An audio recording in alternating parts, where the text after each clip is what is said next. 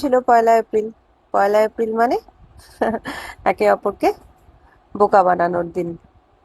কিন্তু আজ এমন পরিস্থিতি না যে সত্যি মানুষ একে অপরকে বোকা বানানোতেই এক্সপার্ট হয়ে গেছে।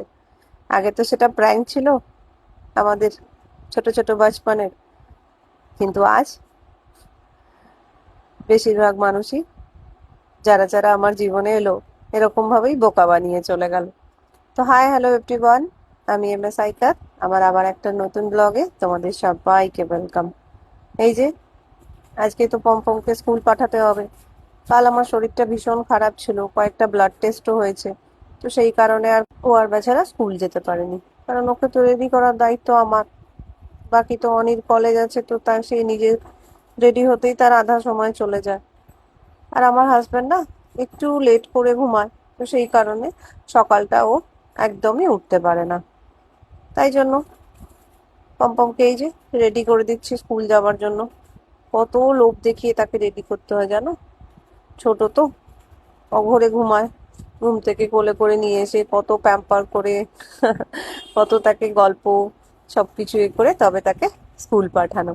মায়েদের কত জ্বালা, তাই না গো? যখন আমি ছোট ছিলাম তখন হয়তো মাকে এইভাবে আমিও জ্বালাতাম। আজ যখন পমপমকে দেখি তখন মনে পড়ে যে আহা, কত পরেশান করেছি আমি মাকে। আজও জানো তো, এমন কোনো দিন নেই যেদিন মায়ের কথা চিন্তা করে আমি কাঁদি না। মা মাই হয়, তাই না? মায়ের জায়গা কেউ নিতে পারে না। ঈশ্বর তো সব জায়গায় থাকেন না, তাই উনি মা বানিয়েছেন।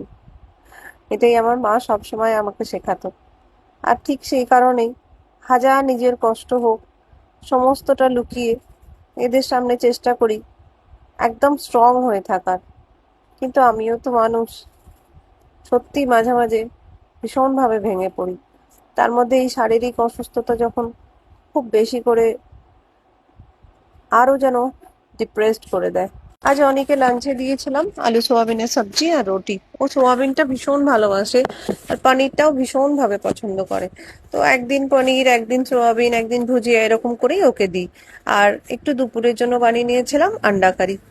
তো হাজব্যান্ড আজকে বললো যে আমাকে আন্ডা কারি দিও না, আমাকে বয়েল আন্ডা দিয়ে দিও। তো ওকে সবজি আর বয়েল আন্ডা দিয়ে দিলাম, সাথে একটু আচার আর স্যালাড। গরমটা পরে পাটনাতে আমি হয়তো বেশিরভাগ সময় রায়তা বানাই, আর নয়তো স্যালাড। এটা একদম মাস্ট, আমাদের খাবারের মধ্যে থাকবেই। রায়তাটা এরাও ভীষণ পছন্দ করে। পাটনাতে জানো তো ওই চিপচিপাহাটওয়ালা গরমটা পড়ে না গো, এখানে লু চলে সাংঘাতিক, যেন মনে হবে একদম তোমার শরীরে বিঁধছে, এত গরম হাওয়া চলে এখানে। তো সেই কারণে যাতে লুটা কম লাগে, কারণ সবাইকে তো বেরোতেই হয়, কাউকে তো আর বাড়িতে রাখা যাবে না। তো সেই কারণে চেষ্টা করি এমন কিছু দিয়ে দিতে যাতে একটুখানি ওদের লুটা বা গরমটা কম লাগে। এই যে তোমাদের সাথে গল্প করতে করতে আমার আন্ডা কারিও মোটামুটি রেডি।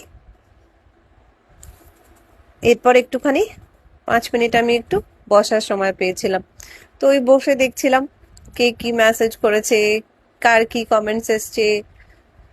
এই করতে করতে হাজব্যান্ডও উঠে গেল। ও বললো এবার আমারও বেরোনোর সময়। তো বাস ওকে জলদি জলদি প্যাক করে দিলাম। দেখো এই নিলন্সের এই রাজস্থানী আচারটা এখন আমরা ইউজ করছি, ভীষণ টেস্টি জানো তো, তোমরাও ইউজ করে দেখতে পারো। চলো তাহলে আজকের মতো ভিডিওটা এখানেই শেষ করি।